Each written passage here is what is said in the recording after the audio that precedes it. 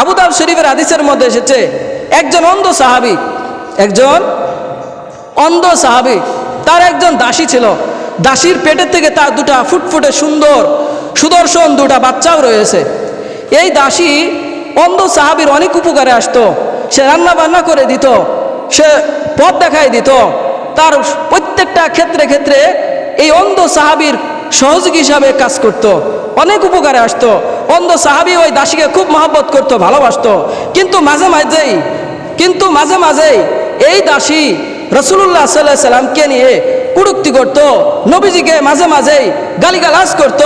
অন্ধ সাহাবী যদিও সে তাকে মহব্বত করে, ভালোবাসে, তাকে বারবার সতর্ক করেছে, দেখো তুমি নবীকে গালি দিও না, নবীকে নিয়ে কুড়ুক্তি করো না, নবীর চরিত্র নিয়ে আঘাত দিও না।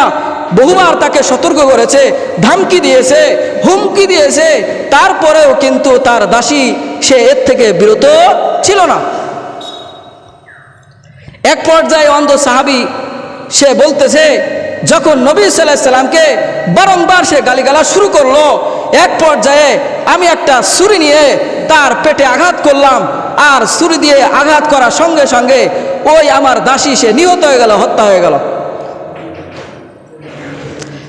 এখন নবীজি জিন্দা আছেন, নবীজি বেঁচে আছেন।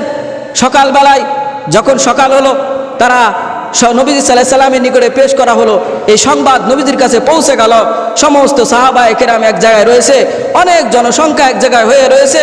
নবীজি সাল্লাল্লাহু আলাইহি সাল্লাম বললেন, আল্লাহর কসম, কে আছো বলো, এই দাসীকে হত্যা করেছে, সে আমার সামনে এসো, তার ক্ষেত্রে আমার কিছু দায়িত্ব রয়েছে, তার ব্যাপারে আমার কি রয়েছে, কাজ রয়েছে, দায়িত্ব রয়েছে। কে হত্যা করেছো বলো। অন্ধ সাহাবী মানুষের ভিতর থেকে ভিড়ের মধ্যে ঠেলিয়ে কাঁপতে কাঁপতে আল্লাহ রাসূলের সামনে আগমন করলেন। অন্ধ সাহাবী বলে, ইয়া রাসূলুল্লাহ, আমার এই দাসী আমার খুব প্রিয়জন, তাকে আমি অনেক মহব্বত করতাম, ভালোবাসতাম। মাঝে মাঝেই আপনার ব্যাপারে সে গালিগালাজ করতো, আমি তাকে সতর্ক করতাম, বারবার বিরত থাকার জন্য অনুরোধ করতাম। কিন্তু আমার এই দাসী, আমি সতর্ক করার পরেও, হুমকি ধমকি দেওয়ার পরেও সে আমার নবীকে গালি দেয়। এই জন্য আমার কাছে একটা ছুরি ছিল, পাশে ছুরি থাকায় ছুরিটা হাতে নিয়ে আমার দাসীরে আমি নিজে হত্যা করে ফেলেছি।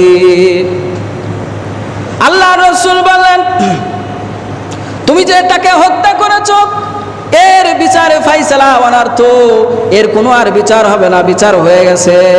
সুবহানাল্লাহ। কি বুঝলেন হাদিস থেকে? নবীজিকে গালি দিত, হত্যা করে ফেলেছে। নবীজি বললেন, এখন তোমার বিরুদ্ধে বিচার করে, এটা হলো অনর্থক বিচার, তো তুমি নিজেই করে ফেলেছে, এর কোনো বিচার নাই, এর রক্তের কোনো দাম নাই, কোনো মূল্য নাই। কারণ যে রসুলকে গালি দেবে, যে রসুলের চরিত্র নিয়ে আঘাত করবে, তার হত্যা করাই হলো ফাইসালা, এটাই হলো সিদ্ধান্ত, এটাই শরীয়তের বিধান।